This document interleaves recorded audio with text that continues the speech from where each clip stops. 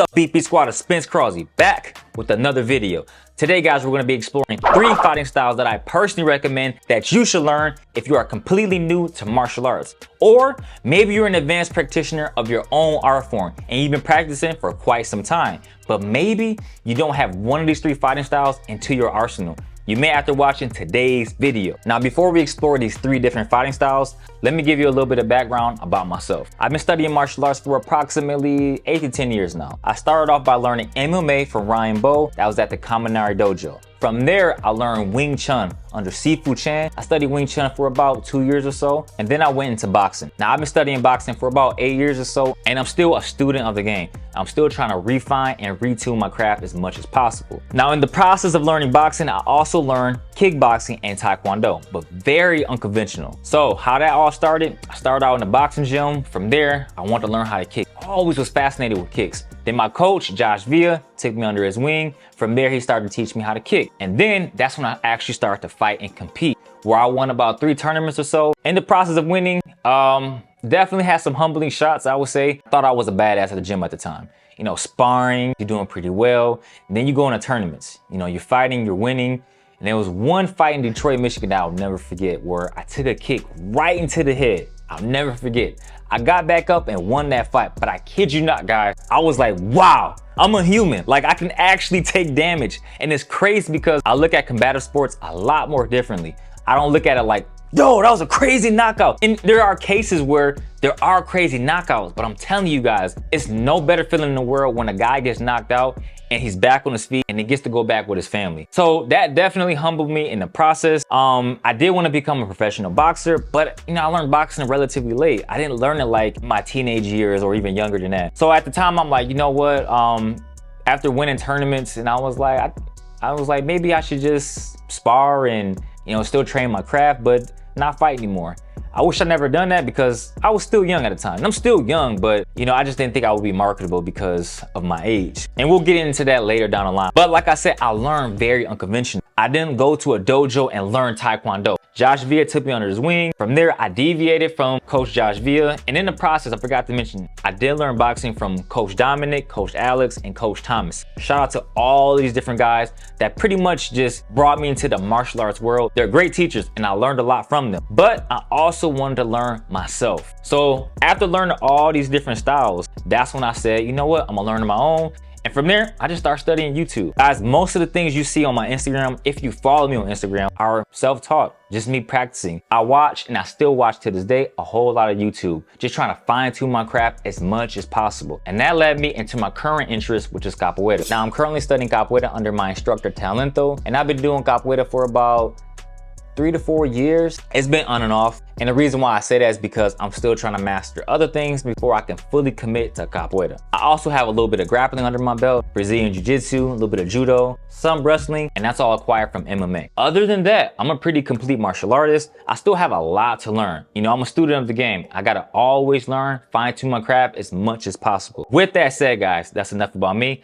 Now let's dive into these 3 fighting styles that I recommend you should learn. Number 1 is boxing. In my opinion, it has multiple benefits. And the number 1 thing I love about boxing is the fact that it's relatively easy to learn. Anybody can pick up boxing. Now, does that mean you're gonna master boxing? No, but you don't have a lot of variables. You don't have to worry about submissions, takedowns, leg kicks, all of that stuff. You're just throwing your hands, that's it. You learn how to block, counter, slip, duck and roll, all of those different movements. And the thing is, most people could pick up boxing regardless of their age, gender, weight. But if you're trying to become a world champion, that's a little different. You gotta take it a lot more serious. Other than that, if you're just trying to learn to throw your hands, maybe build confidence, learn how to defend yourself, boxing is the way to go. And it offers great fundamentals from learning how to punch, defensive movements from learning how to slip, roll, block, counter, and more. And just overall, learning how to maneuver. Boxing is very applicable in the streets because in most street fight cases, you're not getting no kicks. And on top of that, they probably got tight ass jeans on anyway, unless they stretchy. But you guys get my point. Restrictive clothing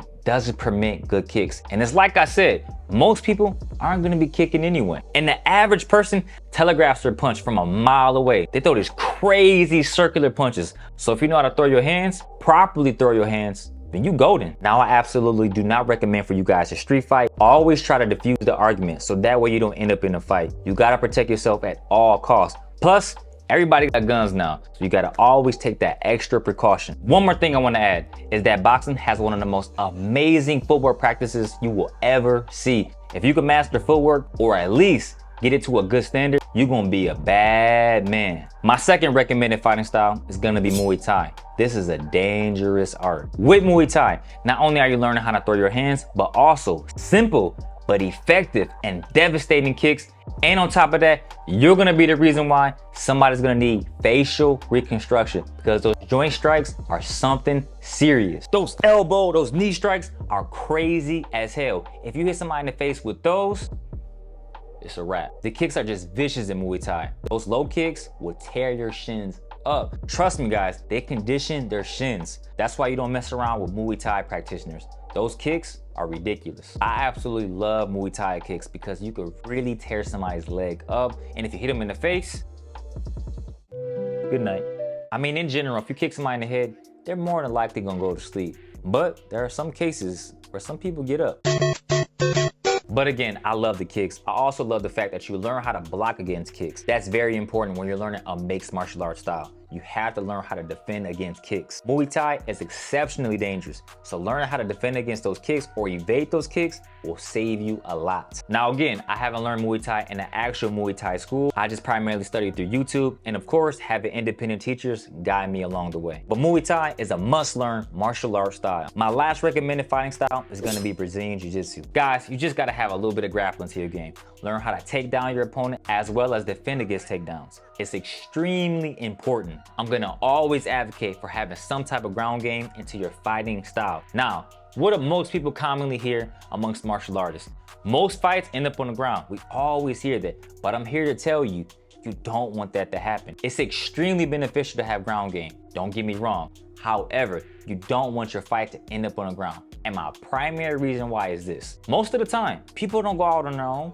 They have 1, 2, 3, sometimes 5 or more people with them. So if you get in an altercation with that one person and you get to the ground, and let's say you're winning, somebody might come out of nowhere and hit you with a glass bottle. They might pull out a piece. You don't know what can happen. So you want to actually end that fight as quickly as possible, standing up. Now, what I always advocate for, diffuse the argument as quickly as possible. Get out of there. You don't want to fight. But if it comes down to it, you want to end it as fast as possible. If you get to the ground, get them out of there, run, keep it moving, because you don't want to be around long enough where again, a person can pull a gun, knife, bottle, glass. You don't know what a person has. So try to avoid the ground as much as possible. But even though I said all of that, Brazilian Jiu-Jitsu is my go-to. I mean, you learn how to submit people, break people's arms, legs, all of those different things. And you learn how to put people in a chokehold. I mean, it's pretty easy to put someone in a chokehold, but if you really want to upgrade your chokehold game, go study Brazilian Jiu-Jitsu. I promise you, you're gonna love it. But guys, those are my personal recommended styles that I think you should learn. Again, just because I didn't include styles that you might like, doesn't mean that it's useless. It's always gonna boil down to the practitioner. At the end of the day, it's all about you, how you effectively utilize that particular fighting style. But also, again, some fighting styles are just a bit more effective, and that's okay. But I'm always gonna say, it's up to you. Don't confine yourself to these different parameters, rules, and traditions. Explore the art, become the art, add your own unique circumstances to it. That's what makes a phenomenal martial artist. Not just restricting yourself, but just exploring it and trying to effectuate that martial art as much as possible. We will be revisiting this topic again because I really want to analyze these fighting styles a little bit more and provide a more in-depth analysis. But guys, if you enjoyed today's video, you know what to do. Smash that like button. Most importantly, make sure you are properly subscribed. I'll see you guys next week, either Thursday or Sunday at 10 a.m. Eastern time. Peace and love as always. And now, boom, we out, baby.